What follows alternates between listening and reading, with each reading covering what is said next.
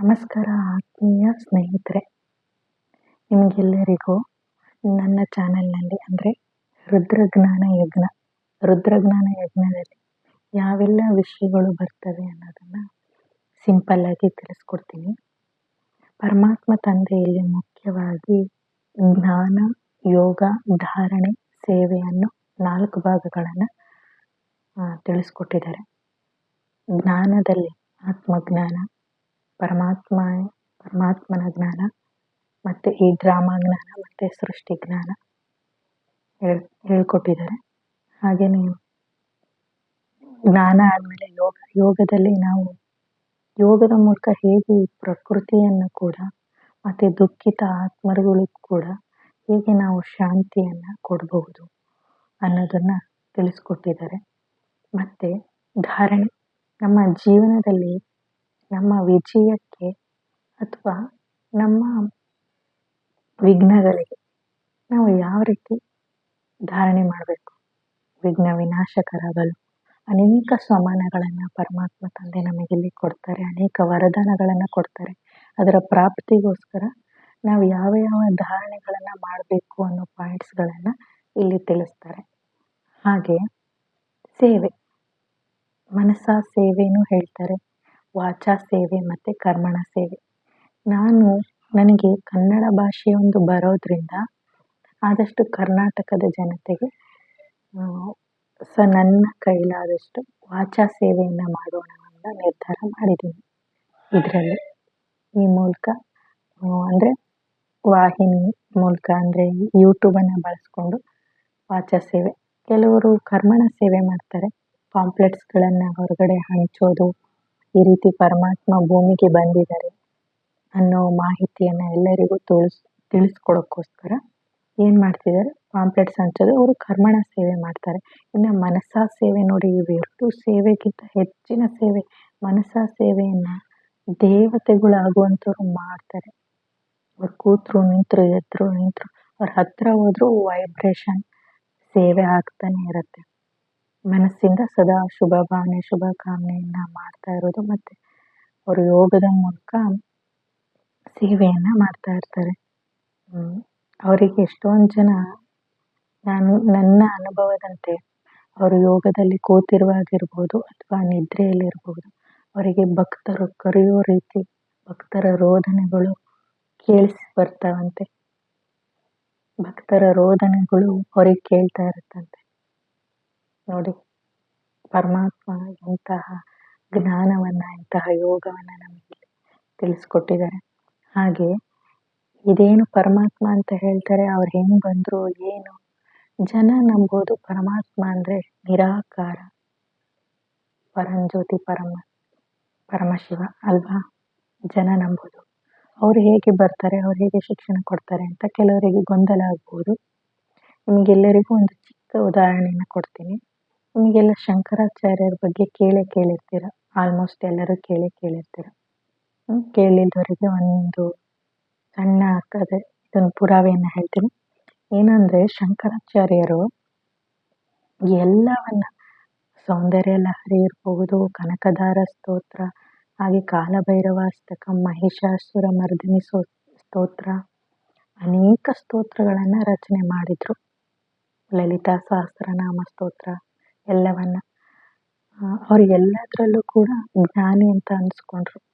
ಆದರೆ ಒಬ್ಬ ಸ್ತ್ರೀ ಅವರಿಗೆ ಒಂದು ಕ್ವಶನ್ ಮಾಡ್ತಾರೆ, ನೀನು ಅಂದರೆ ಸ್ತ್ರೀಯ ಬಗ್ಗೆ ನಿನಗೇನು ಗೊತ್ತು, ಆಕೆ ಮನಸ್ಸಿನ ಬಗ್ಗೆ ಏನು ಗೊತ್ತು, ಶೃಂಗಾರದ ಬಗ್ಗೆ ಏನು ಗೊತ್ತು ಅಂತ. ಅದನ್ನು ಚಾಲೆಂಜಾಗಿ ತಗೋತಾರೆ ಶಂಕರಾಚಾರ್ಯರು. ಅದ್ರ ಬಗ್ಗೆನೂ ಪ್ರೂವ್ ಮಾಡ್ತೀನಿ, ಅದ್ರ ಬಗ್ಗೆನೂ ಬರಿತೀನಿ ಅಂತ ಹೇಳಿ. ಆಗ ಅದೇ ಸಮಯದಲ್ಲಿ ಒಬ್ಬ ರಾಜ ತನ್ನ ದೇಹವನ್ನು ತ್ಯಜಿಸಿರ್ತಾನೆ. ಅಂದರೆ ಒಬ್ಬ ರಾಜ ತೀರ್ಕೊಂಡು ಹೋಗಿರ್ತಾನೆ.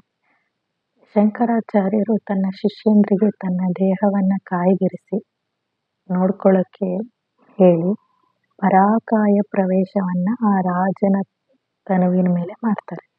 ಆ ರಾಜನಲ್ಲಿ ಪರಾಕಾಯ ಪ್ರವೇಶವನ್ನು ಶಂಕರಾಚಾರ್ಯರು ಮಾಡ್ತಾರೆ.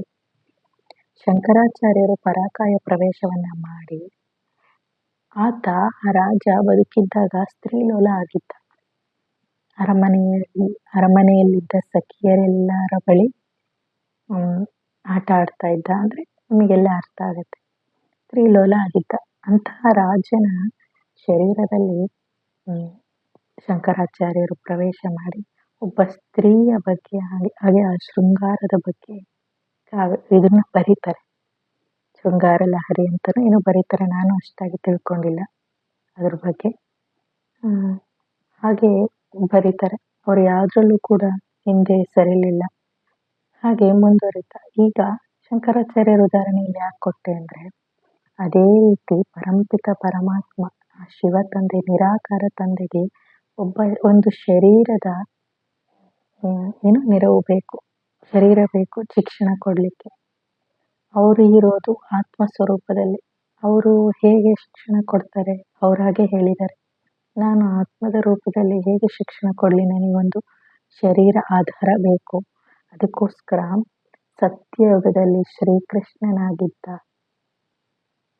ಈಗ ಸಾಮಾನ್ಯ ಮನುಷ್ಯನಾಗಿ ಹುಟ್ಟಿದ್ದ ಒಬ್ಬ ವ್ಯಕ್ತಿ, ವಜ್ರದ ವ್ಯಾಪಾರಿಯಾಗಿ, ಅಂದರೆ ದಾದಾ ಲೇಖರಾಜ್ ಅನ್ನೋ ವ್ಯಕ್ತಿ, ಅವರು ಅನೇಕ ಸತ್ಸಂಗಗಳನ್ನು, ಒಂದು ರೀತಿ ತುಂಬ ಒಳ್ಳೆಯ ಸಂಸ್ಕಾರಗಳನ್ನು ಹೊತ್ತು ತನಗೆ ಅನೇಕ ಗುರುಗಳನ್ನು ಕೂಡ ಅವರು ಹೊಂದಿರ್ತಾರೆ. ಅವರಿಗೆ ತುಂಬ ಭಕ್ತಿ ಶ್ರದ್ಧೆ ತುಂಬ ಇರುತ್ತೆ. ಅಂತಹ ಅನೇಕ ಜನ್ಮಗಳಿಂದ ತುಂಬ ಒಳ್ಳೆಯ ಪುರುಷಾರ್ಥವನ್ನು ಮಾಡಿದ್ದರಿಂದ ಅಂತಹ ತನುವನ್ನು ವೃದ್ಧರಾಗಿರ್ತಾರೆ ಅವರು, ದಾದಾ ಲೇಖರಾಜ್ ಅವರು. ವೃದ್ಧರಾದ ಮೇಲೆ ಆ ತನುವನ್ನು ಪ್ರವೇಶ ಮಾಡಿ ಶಿಕ್ಷಣವನ್ನು ಕೊಡ್ತಾರೆ. ಏನು? ಆತ್ಮಿಕ ಶಿಕ್ಷಣವನ್ನು ಕೊಡ್ತಾರೆ. ಇದು ನಿರಾಕಾರ ಶಿವ ತಂದೆಯ ಆತ್ಮಿಕ ವಿಶ್ವವಿದ್ಯಾಲಯ.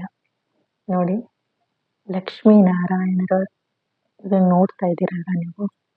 ಇಲ್ಲಿ ಪರಮಾತ್ಮ ತಂದೆ ನರನಿಂದ ನಾರಾಯಣರಾಗುವುದು, ನಾರಿಯಿಂದ ಲಕ್ಷ್ಮಿ ಆಗುವುದು, ಪೂಜಾರಿಯಿಂದ ಪೂಜ್ಯ ಪದವಿಯನ್ನು ಪಡಿತಕ್ಕಂಥ ಶಿಕ್ಷಣವನ್ನು ನಮಗೆಲ್ಲ ಕೊಡ್ತಾರೆ. ಹಾಗಾದರೆ ಇಲ್ಲಿ ಇನ್ನೊಂದು ವಿಚಾರ, ಹೇಗೆ ಕೊಡ್ತಾರೆ, ಏನು ಮಾಡ್ತಾರೆ? ಈಗ ಅನೇಕ ಜನ ಹೆಣ್ಣು ಮಕ್ಕಳೇ ಇಲ್ಲಿ ಈ ಕಲಿಯುಗದಲ್ಲಿ ತುಂಬ ನೊಂದಿರೋದು, ದುಃಖದಲ್ಲಿರೋದು ಹೆಣ್ಣು ಮಕ್ಕಳು. ಆ ಹೆಣ್ಣು ಮಕ್ಕಳಿಗೆ ಶಿಕ್ಷಣ ಕೊಡಲಿಕ್ಕೆ ಹೆಣ್ಣು ಮಕ್ಕಳೇ ಮುಂದೆ. ಆದ್ದರಿಂದ ಹೆಣ್ಣು ಮಕ್ಕಳನ್ನೇ ಮುಂದಿಟ್ಟು ಅವರನ್ನು ಶಕ್ತಿಯರು, ಶಿವಶಕ್ತಿಯರು, ಗಂಡು ಮಕ್ಕಳಿಗೆ ಪಾಂಡವರು, ಹೆಣ್ಣು ಮಕ್ಕಳಿಗೆ ಅವರಿಗೇನು ಹೆಲ್ಪ್ ಅಂತ ಹೇಳಬಾರ್ದು. ಇಲ್ಲಿ ಎಲ್ಲ ಕಾರ್ಯದಲ್ಲೂ ಸಹಯೋಗ ಕೊಡಬೇಕು. ನಾವಿಲ್ಲಿ ಸಹಯೋಗ ಅಂತ ಬಳಸ್ತೀವಿ, ಸಹಾಯ ಅಂತ ಹೇಳಿ ಬಳಸೋದಿಲ್ಲ. ಹೆಣ್ಣು ಶಕ್ತಿಯರನ್ನು ಮುಂದಿಟ್ಟು ತಾವು ಶಿಕ್ಷಣವನ್ನು ಎಲ್ಲ ಕಡೆ ಸೆಂಟರ್ಗಳನ್ನು ನಡೆಸಿ ಶಿಕ್ಷಣವನ್ನು ಎಲ್ಲ ಕಡೆ ಕೊಡ್ತಿದ್ದಾರೆ. ಅನೇಕ ಜನರ ಕರ್ಮ ಎಂಥದ್ದಿದೆ. ಇನ್ನೂ ಪರಮಾತ್ಮ ತಂದೆ ಬಂದು 89 ವರ್ಷ, 88, 89 ವರ್ಷ ಕಳೆದರೂ ಕೂಡ ಎಷ್ಟೋ ಜನರಿಗೆ ಇದ್ರ ಬಗ್ಗೆ ಗೊತ್ತೇ ಇಲ್ಲ. ಈ ಸಂಗಮ ಯುಗ ಕೇವಲ 100 ವರ್ಷ ಇರೋದು, ಅದರಲ್ಲಿ 88 ವರ್ಷ ಕಳೆದಿದೆ. ಈಗ ಇನ್ನು ಕಡಿಮೆ ಸಮಯ ಇದೆ, ಅರ್ಥ ಮಾಡ್ಕೊಳ್ಳಿ. ಕಲಿಯುಗದ ಅಂತ್ಯ, ಸತ್ಯಯುಗದ ಆದಿಯ ಸಮಯದಲ್ಲಿ, ಈ ಸಂಗಮ ಸಮಯದಲ್ಲಿ ಪರಮಾತ್ಮ ತಂದೆ ಇಲ್ಲಿ ನಡೀತಕ್ಕಂಥ ದುಃಖ, ಅಂದರೆ ಈ ವಿಕಾರಿ ಜಗತ್ತಿಗೆ ಪರಮಾತ್ಮ ತಂದೆ ಬಂದು ಶಿಕ್ಷಣವನ್ನು ಕೊಡ್ತಾರೆ. ಇದಕ್ಕೆ ನಾವು ಸಂಗಮ ಯುಗ ಅಂತ ಹೇಳ್ತೀವಿ. ಇದು 100 ವರ್ಷ. ಈಗಾಗಲೇ ಪರಮಾತ್ಮ ತಂದೆ ಬಂದು 88 ವರ್ಷಗಳು ಕಳೆದಿವೆ. ಎಲ್ಲರೂ ಜಾಗೃತರಾಗ್ರಿ. ಈ ಕರೆ ಕೊಡೋಕ್ಕೋಸ್ಕರನೇ ನಾನು ಚಾನಲನ್ನು ಓಪನ್ ಮಾಡಿದ್ದು. ನಾನು ಅಂತ ಹೇಳೋದಿಲ್ಲ, ಎಲ್ಲ ಪರಮಾತ್ಮ ಮಾಡಿಸಿದ್ದಾರೆ. ಎಲ್ಲವನ್ನು ಅವರಿಗೆ ಒಪ್ಪಿಸಿ ನಾನು ಚಾನಲನ್ನು ಓಪನ್ ಮಾಡಿದ್ದೀನಿ. ಅದು ಕೂಡ ಈ ಜ್ಞಾನದಲ್ಲಿ ಕೋಟಿಯಲ್ಲಿ ಕೆಲವರಲ್ಲಿ ಹಲವರು ಬರೋದು ಅಂತ ಹೇಳಿ ಪರಮಾತ್ಮ ತಂದೆ ಹೇಳಿದ್ದಾರೆ. ಆ ಕೆಲವರಲ್ಲಿ ಕೆಲವರು ನೀವೆಲ್ಲ ಆಗಲಿ ಅನ್ನೋದು ನನ್ನ ಇಚ್ಛೆ.